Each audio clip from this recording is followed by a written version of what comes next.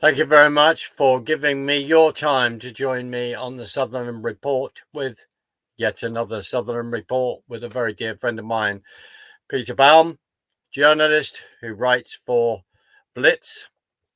We will be discussing a number of issues that are very important and very pertinent of what is going on in the world right now.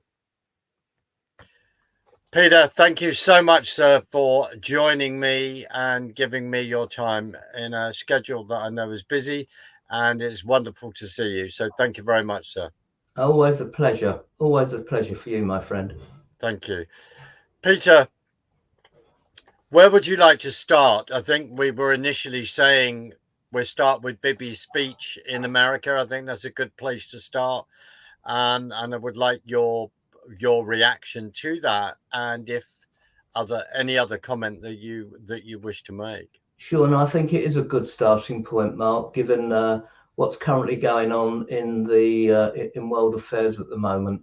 Look, the speech that Bibi gave, irrespective of whether you support his policies or not, or whether you like the man or not, the fact that he was given the stage to the US legislators and received an enormous rounds of continuous standing ovation says something about how the silent majority represented by those congressmen and senators felt about him.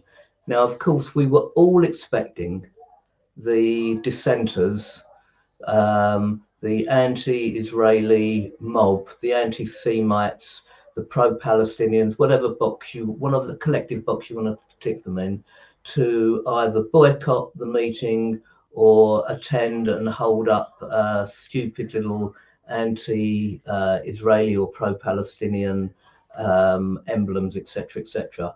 But I think for the world at large to recognise that Bibi, again, irrespective of what you think of the man and his policies, received an overwhelming round of continuous, generous applause, says something about the state of America at the moment and what they feel about the Jewish state of Israel.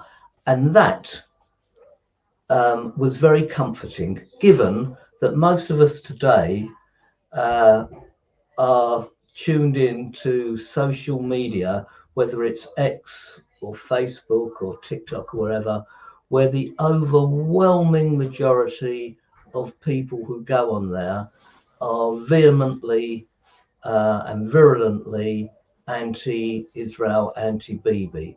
So this, I think, was encouraging. There's no other doubt about that. Now, he also met with Biden. He met afterwards with Vice President Harris, who gave some absurd excuse for not being in Congress, but he met with her. And then I think, as we're speaking, Mark, he's meeting with Donald Trump. And this in itself shows a bit of pragmatism on both sides, on the Israeli side and on the American side. It's pretty clear, irrespective of what we think of Biden, the Biden administration, that by and large, they've been fairly supportive of Israeli policy regards Hamas. The Americans and the Arab allies of America in the Middle East do want to see Hamas destroyed. And there is no doubt about it that militarily, Hamas will take years, if ever, to recover from the strong position they were in pre-October 7. Everyone can see that as a fighting force, they've been defeated. Now, that means that Iran, who fund them and support them politically, has had one of their limbs cut off. Now, for either Kamala Harris should become president or Donald Trump, this must be a win situation. And I think that's why, despite the rhetoric that we've seen in the EU and both sides of the Atlantic condemning Israel's actions against the Gazans, there's also been a degree of flexibility. Now, I understand completely that any pragmatic and attuned politician has to play to a domestic audience. We've seen only today that Keir Starmer, and we're going to come on to this subject, is not going to put any obstacles in the way of the ICC and ICJ Netanyahu criminal legal action, etc. Kamala Harris didn't attend the Senate, the Bibi speeches, because she's playing to a domestic audience that she wants her to back her during her election with Trump. So one has to, even as pro-Israel as we are, and as probably as pro-Bibi as we are, we have to step aside and look at things from the viewpoint of those who want to be elected and the audience that they are domestically trying to win over. Now, given all that, it's been quite incredible to me, the flexibility and the length of time that the Israel supporters, let's say, in the States and in Europe, those few countries in the EU and in the United Kingdom, have given the Israelis to finish the job. And again, I have no doubt in my mind, despite the continuous protests by the Islamists, by the far left fascists, by the Jew haters, despite everything that's gone on domestically, and there have been some outrageous riots, replicating things that we haven't seen since the 1930s when it comes to Jews. But nevertheless, the Israelis have been allowed to complete an objective, which, if we're talking about in terms of percentages, Mark, I think is probably 75 to 80% complete. So Hamas, very occasionally, through their tunnel network or by hiding in civilian areas, are allowed or can find the weaponry to fire rockets aimed at Israel, which fortunately, because of the Iron Dome system, etc., have had very, very little impact. If we go back before Bibi's speech, we saw the Houthis fire a missile that bypassed, I'm told, through human error, or the feedback we're getting is from human error, that actually landed in Tel Aviv and did some fairly reasonable damage to civilian areas, and a civilian was killed. And then we saw the Israelis react in a massive barrage that have basically put out the Yemeni oil fields out of action for we don't know how long. And then we heard some rhetoric back by the Houthis saying that Israel will pay a price for this. Okay, so that's where we are at the moment. The Houthis have not responded. And this again means that Iran have had half a limb cut off. Yeah. So all this action emanating from Hamas, which we believe is a defeated force now, from the Houthis, who are going to think very carefully before taking any kind of similar action. And of course, we've got Hezbollah in Lebanon, and none of us know where that is going to go.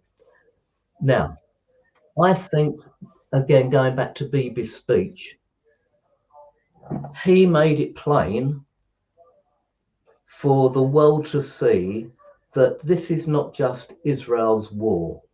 This is a war against expanding Islamic fundamentalism, Mm. supported financially and militarily in the main by Iran, but with two major players, Russia and China, goading the Iranians into creating the kind of havoc that they have been creating, not only vis-a-vis Israel, but also in the Sahel region, in Syria, etc., etc. Irrespective of, and this is where we go on to the second point, the Harris-Trump situation.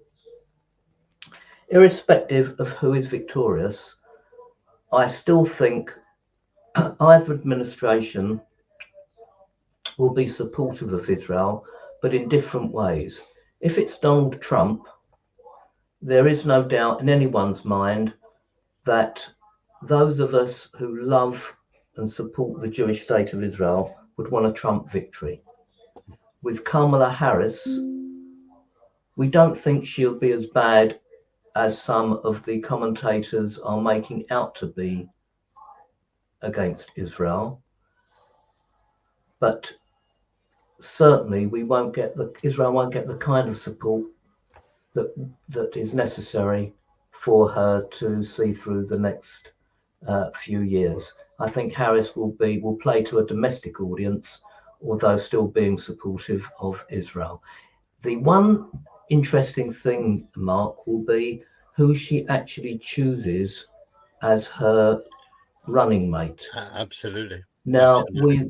there are 3 or 4 names in the pipeline, all of whom, from what I understand, are quite pro-Israel.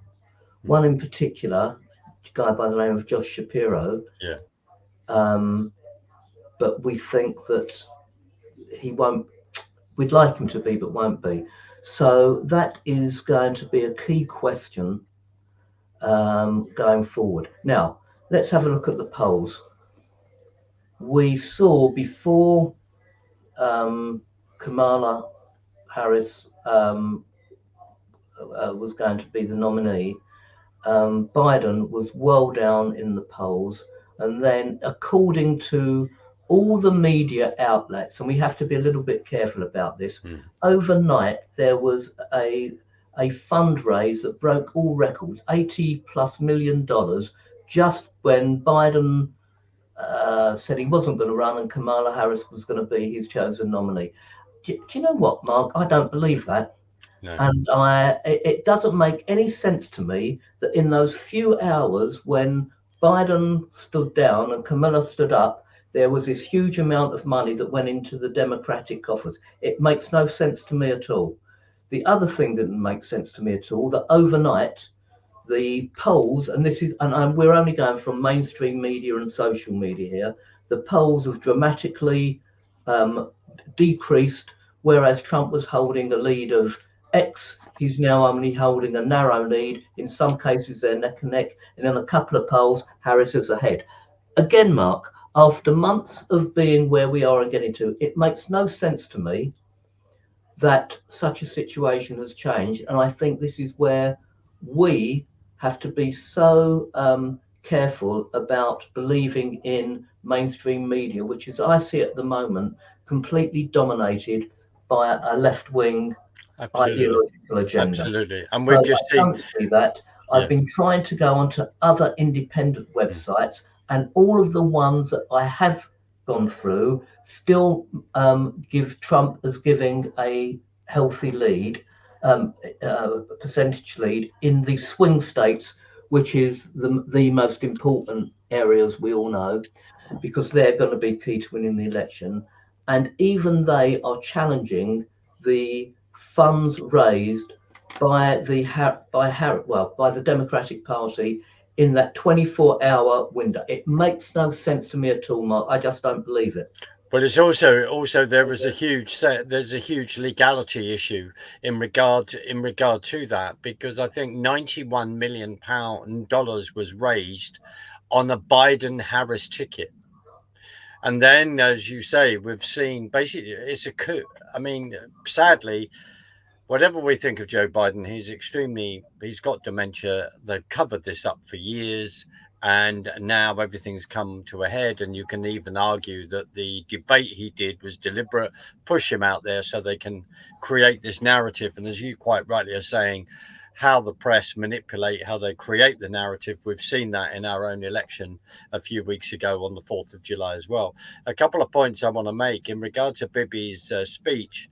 That was the 4th time that he had spoke in that way. The thought most had been given that position, that honor to do that. What is fascinating about what you said about the Houthis and the Israeli response, unless I've got this wrong, so suddenly they had the capacity to store 150,000 barrels of oil or something like that. That capacity is then being cut to a third. And the reason I'm making that point is to look at the response. You quite rightly talk about Hezbollah, Lebanon in the north, absolutely. And the fact that we've still got 80,000 displaced Israelis from the north who are not allowed to be in their homes. And I think, just quickly to say, the amount of rockets from Hezbollah pointed at Israel makes Hamas in that aspect look like a member of the Red Cross, and that's not a compliment.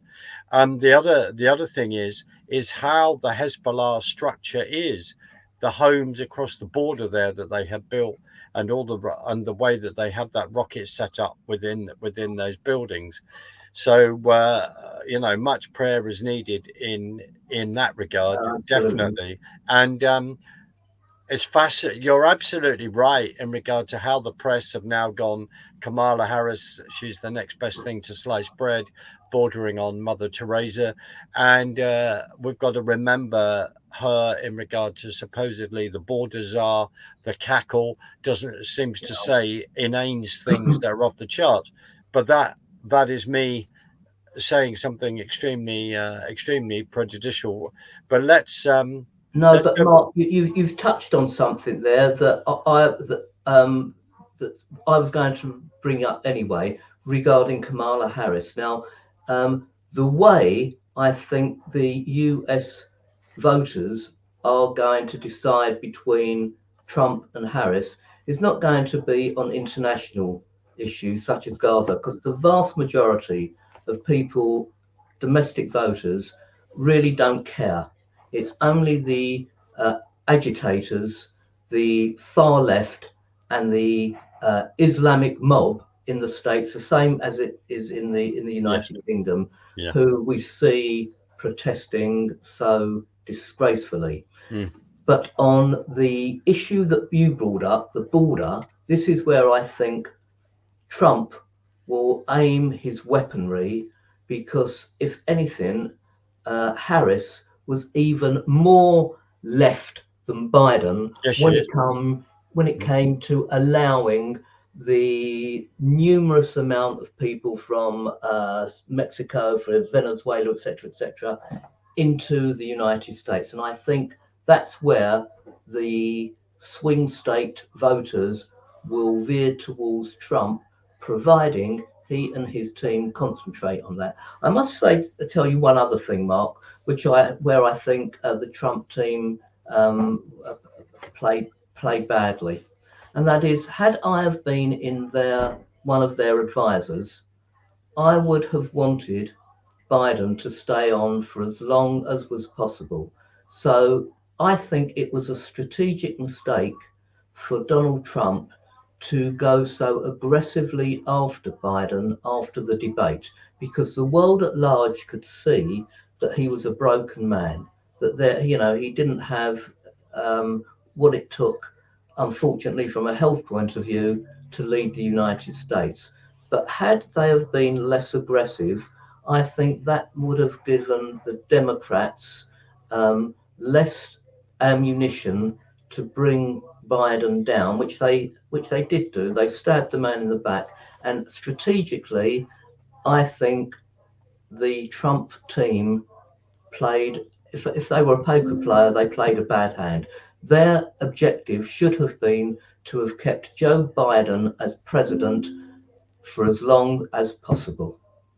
because that would have given them, without doubt, an overwhelming victory. And there would have come a time when even the Democrats could have seen that he was incapable, but that might have been maybe, let's be realistic, 6 weeks to 12 weeks down the line. And that would have further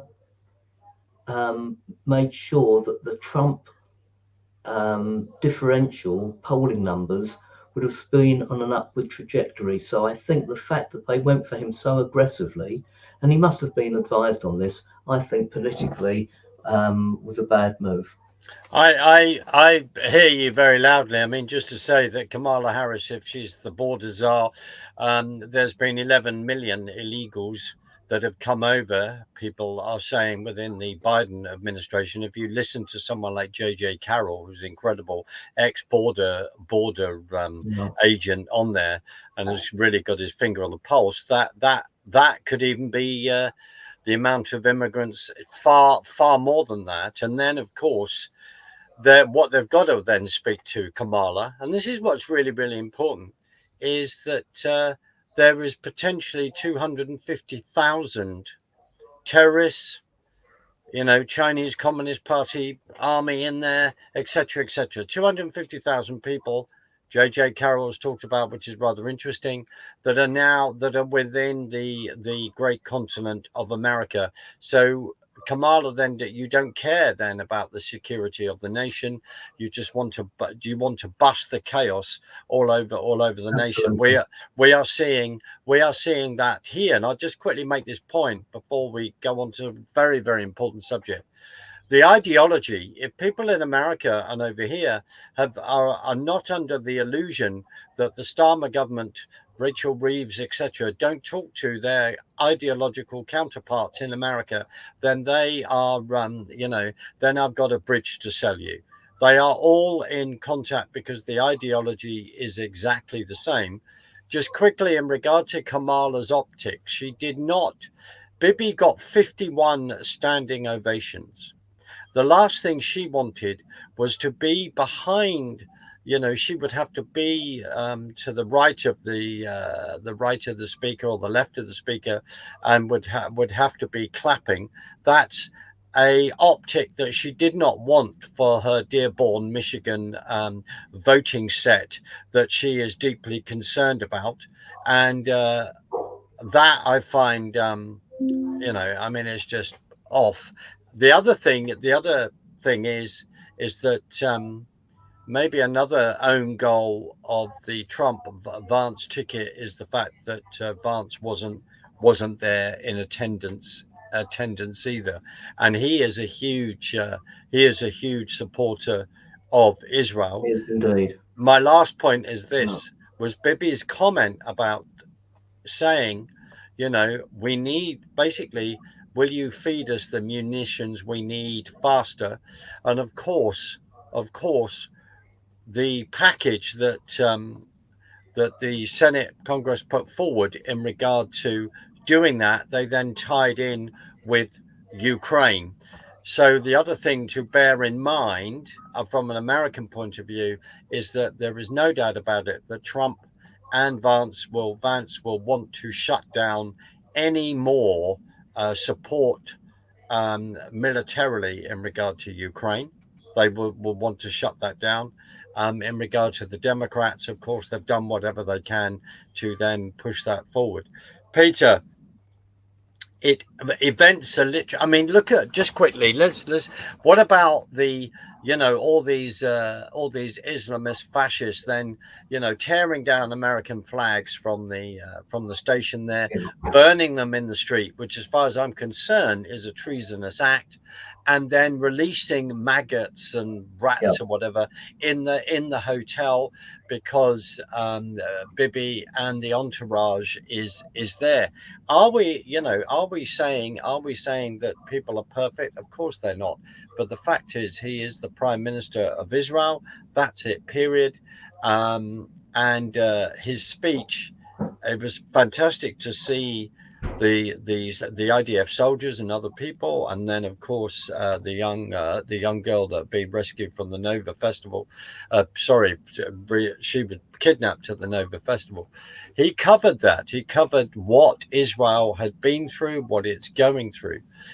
But it was interesting. He also played a blinder in the fact that he made it bipartisan, the address in how he was talking to people, which I found interesting. And of course, Chuck Schumer then said he went there reluctantly. So there we go. And as a friend of mine said, what's the most dangerous area in New York? The space between Chuck Schumer and a camera. So that is very interesting to see. These people they're being put on the spot.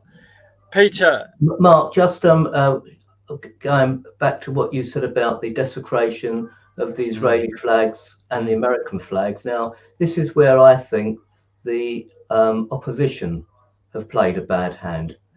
If it was just desecrating Israeli flags and protesting outside Jewish areas, etc., etc., I'm not saying it's forgivable. No. But that's how they should have done. Now, by desecrating the American flag, they have antagonized the independents and further antagonized the silent majority. This will definitely play into the hands of Donald Trump, who is making hay out of all this, and quite rightly so, because those people have no right, if they're students, if they're foreign workers, if they're there without permits, they have no right to be in the United States of America. So this, I think, from what we've seen, Trump will play that over and over again, and that will only enhance his position amongst independents and among his base, no doubt about that. One other point I'd like to make, going on about in the UK, I think Keir Starmer is going to have a big problem if Donald Trump wins, and it's simply this: he's chosen, in my opinion, an incompetent as being Foreign Secretary, David Lammy. Absolutely. Right, just the job is too big for him. He's not cut out for it. I don't think he'll be a very good Foreign Secretary. But leading up to him, when he was in opposition, he made on several times the most outrageous comments about Donald Trump. Now, if Trump gets in, he's not going to forget that. And Starmer's going to have a problem because Trump will basically ignore him. So Starmer will either have to sack Lammy, which won't go down well with his domestic base, and it will certainly damage his relationships with domestic Labour voters, or he's going to retain him, and that will further damage the relationship the UK has with the USA. If Trump gets in, I'm talking about, if Trump gets in. So that will be an interesting dynamic to see what happens come November if Donald Trump wins, and indeed David Lammy is most likely will still be Foreign Secretary. Well, that's I agree. I agree. And if people look up some of the comments made from 2018, which I'm not going to repeat here, people can look them up. They are appalling. And if people are comparing people to Hitler, etc. I mean, this is just quickly on this note, because of the discourse, just over 2 weeks ago, not last Saturday before, a couple of weeks ago, nearly, someone took a shot at Donald Trump. Someone took a shot at him. I'll just say that. But the discourse that is out there describing him in a particular way, is a fascist, is a Nazi, is this, that, and the other, is Hitlerian, or is a member of the Ku Klux Klan, which is not true. So they're throwing that out. But these words have come to other people as well. Hence why, we have in the past, and now we've got this whole thing of deplatforming. But this is outrage. And then people, they then pretend to sort of come out with faux sort of, we need to bring the temperature down. This is awful. And then within minutes, they're chucking they're throwing the temperature up. But this is, but it's also, I just want to say this.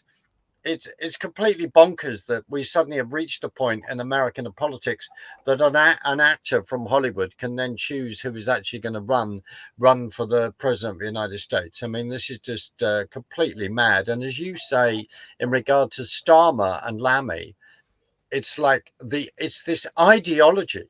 It's this ideology, and we end up saying. I mean, I know Lammy have said that he's practiced law in America and he's worked in America. I'm not going to say any more on him that right now. I need to investigate that. But the key thing is with Starmer, you know, I look at him and I think you've never done a proper job in your life. You're just a technocrat that is actually, as David Starkey said, our wonderful historian, said that his specialist form of law, Peter, means that he's never even stood before a jury. He has never practiced law in that way, which is fascinating on the one level, but also just our elitist class. Peter, moving on, and this is really, but this is a very, very important subject because it touches on what Starmer's actions are, what Lammy's actions are. Let's just say this. Lammy, you know, there he is going out to Israel, but there he is shaking Abbas's hand and all the rest, and then calling for a ceasefire, blah. Our election, let's just say this, we've now got 4, I think maybe 5 independent members of parliament in our Westminster Parliament that are there on a ticket of the Gaza issue. So I just want to put that out there. So what about the ICC and the ICJ and international legal motions to put arrest warrants out for Bibi Netanyahu, Benny Gantz, etc., or not? What are your thoughts? So the most reasonable people believe that the United Nations is the theatre of the absurd. It's manipulated by blocks of people. We have the absurd fact that Iran is on the Human Rights Council, a committee of 15. In fact, I think Iran headed the Human Rights Council for a period of time. The United Nations totally lacks credibility. And these two puppet courts, the ICJ, the ICC and the ICJ, which actually have no international, any of their decisions are not internationally legally binding. They're not. They're just opinions. But they give comfort factor to the haters, to the pro-Palestinian mob, to the Islamists, to the Jew haters, to etc. They give a comfort factor, and all the commentators, the left-wing commentators, use these opinions as weapons to demonize even more the Jewish state of Israel. Now, Starmer knows that Israel is an ally of the United Kingdom. So what's Starmer doing? Why has he and his cabinet come to this decision? And again, Mark, it's because they need to play to a domestic audience. Yes. And they're also hoping, as may well be the case, and they may get this one right, that because of what's going on in Israel domestically, Bibi may not be the Prime Minister 12 months down the road. It's possible. There is definitely an anti-Bibi majority now in Israel. And if they had an election today, it's no longer a guarantee that Netanyahu would survive as Prime Minister, because the ultra-Orthodox bloc, who basically are the power brokers in this proportional representation, the way Israel runs their affairs, as you know, it's on proportional representation.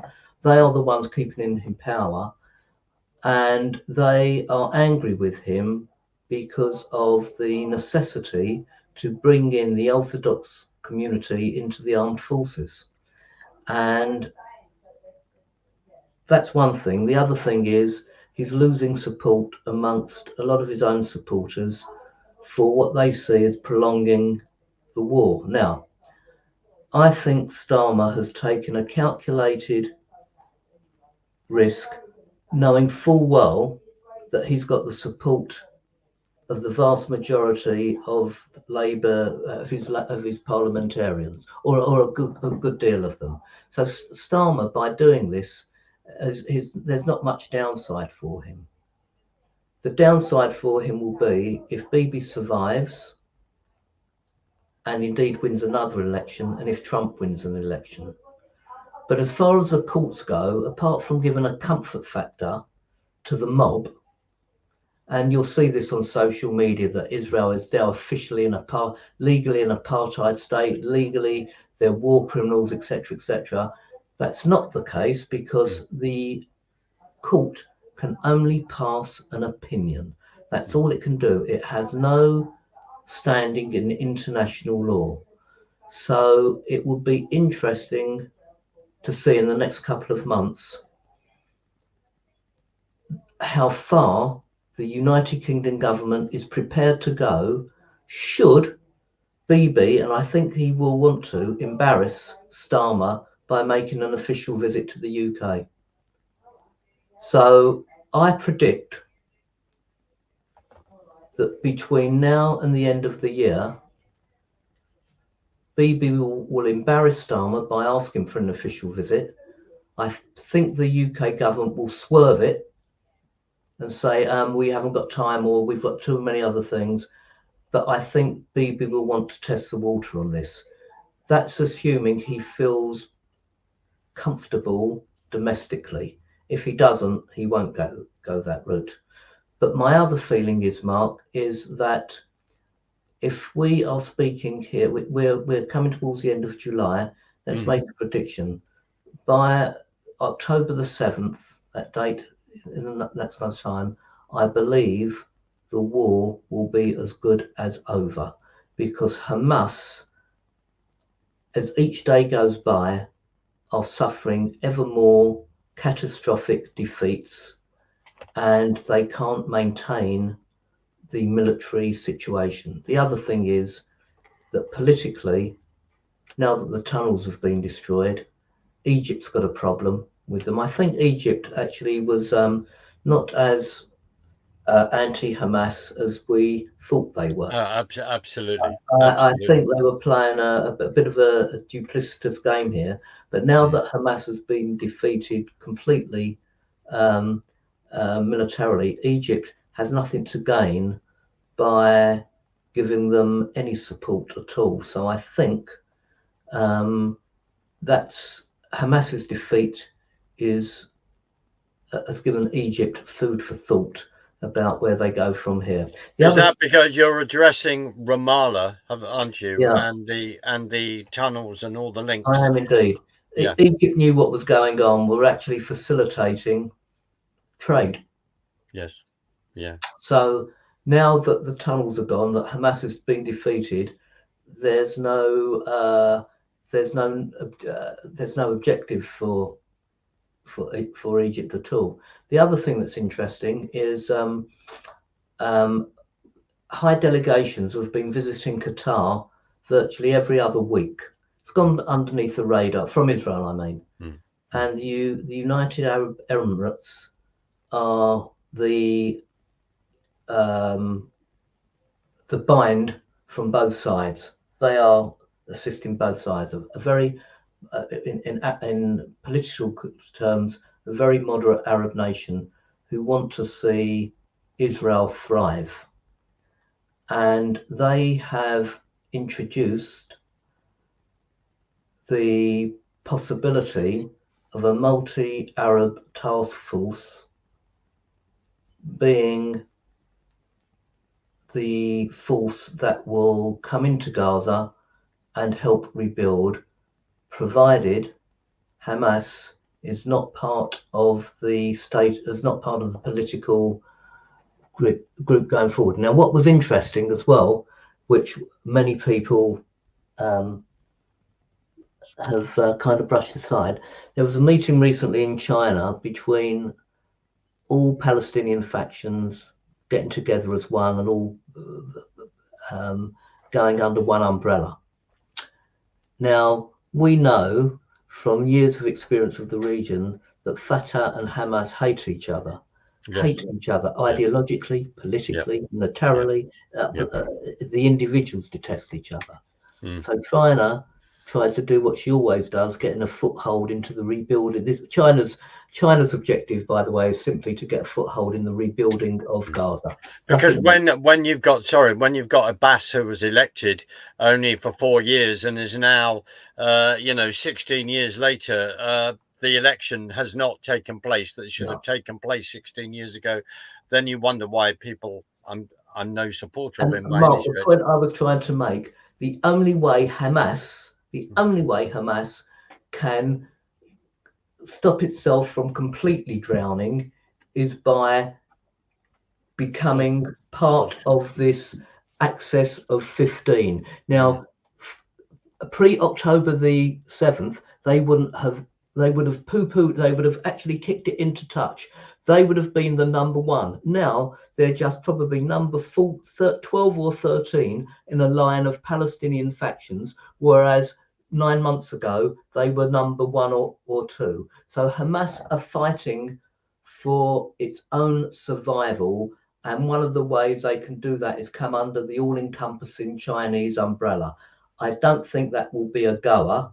I don't think that will work because of the factional divisions that the Palestinians have themselves. I mean, this is important because the other thing that Bibi raised in his speech, he addressed what happened. He made a comment on what happened with Germany after the Second World War and Japan, where you are. This is joining up with this just quickly in the last couple of minutes. Zach Fox, a comedian from America, who's Jewish, went into Samaria, Judah Samaria, went into the West Bank to speak to Palestinians on the ground and find out what they thought of Hamas. Absolutely incredible piece that he did, because these people are going, no, we hate the Jews, we support Hamas and all the rest. So the point that Zach was making in that, and which Bibi did, was this whole thing of deprogramming. How do you deprogramming this hatred? So Germany, after the Second World War, because of the Marshall Plan, and by 1951, its industry was really beginning to take off. We, of course, had the big Cylon at the Royal Festival Hall with this big sort of exhibition saying you've never had it so good, trying to kickstart our own forward thinking after the Second World War. But Germany and Japan, a whole deprogramming. So I wonder, that is the challenge in regard to Gaza, and I wonder how that is then will be built in. Okay, I'm going to end off with two things, and you've brought up one of the most important ones. Just going back to the ICC and ICJ, just for people who are going to see this podcast, the judge that heads it up, Judge Salam, is a Lebanese judge who has voted about 160 odd times against Israel in the United Nations when he was heading up the Lebanese delegation. And he's voted for pro-Venezuela, pro-Belarus, pro-Cuba, etc., etc. So this gives you an indication of the kind of law court, this absurdity, this court called the ICJ, and who's in charge of it. Going back to indoctrination, very, very important, and what happens after the war. The United Arab Emirates, Saudi Arabia, and Morocco, over the last 18 months, have taken out all references to anti-Semitic, anti-Jewish state, anti-Israel commentary in their textbooks. Wow. UNRWA, which provide under their guise, which provides education for the Palestinian children, for the Gazan children, and in the West Bank, have knowingly facilitated Jew hatred, because if you see the textbooks that the Palestinians use to indoctrinate since 1970. Yes, Their children. and Lamy has just decided to refund UNRWA again. The Jew hatred, the continuation of teaching the two Palestinian charters, which demand Jew extermination and subservience to Islam or death of all other races and religions, is a theme that runs through the Palestinian education system and schools facilitated by UNRWA. Now, I'm pretty certain that whatever happens in the future, Hamas are finished, but UNRWA may have a role, but it certainly won't be the same UNRWA that we've seen since 1957. Do you know, Mark, I have a book written, a report written by three eminent UK politicians, Terence Pretty, Philip Goodhart, I forget who the third one was, dated 1974. I've got it here. It's available on Google, which exposes the corruption of UNRWA from when it first started in the I think it was 1949 or 50. The report was written in 1970, and it documents 20 years of UNRWA corruption and hostility towards Israel. So this is nothing new, and we as taxpayers have been funding this, and it's absurd, in my opinion, that UNRWA is still allowed to have the role that it has. Well, I reckon that going forward, after the UAE get in, and after the Saudis and Moroccans and Emiratis see prove to the world what's going on in their education system and how they've taken out references to anti-Semitism, that the Palestinians will have a chance. Absolutely. And the classic is, Peter, you know, fifth generation saying I'm a refugee, five generations later. The Israeli politician Ein Wilf has written a very good book on this, because there is the confusion. You know, it's United Nations is the word in there, but it doesn't mean that it's actually run by them. It's like run as this private, separate body, but it's using words to then confuse people. And I would love to get a copy of this report. Peter, I'm conscious of time and people just staying with us for this time. I just want to thank you so much for joining me. An honor, a privilege, and a pleasure. Well, I am very seriously, my dear friend, I'm very touched by that. It's really important because we, you know, to have these conversations and get things out. We're gonna book another subject very soon, because there's another big subject that we want to discuss, which is Kashmir, and that again, the what's going on and how these things then are affecting countries on the global stage, etc., etc. But Peter, I'm going to play us out. Stay with me, and I'll say goodbye officially on the other side. Please follow Peter Baum's work in Blitz. Look that up. I will make sure that there is it's in the description. Thank you for joining us. These conversations are important, and I pray that they are informative. And if you are of a praying persuasion, then please remember is Israel in your prayers at this time. All right, well, thank you very much, and we'll see you soon.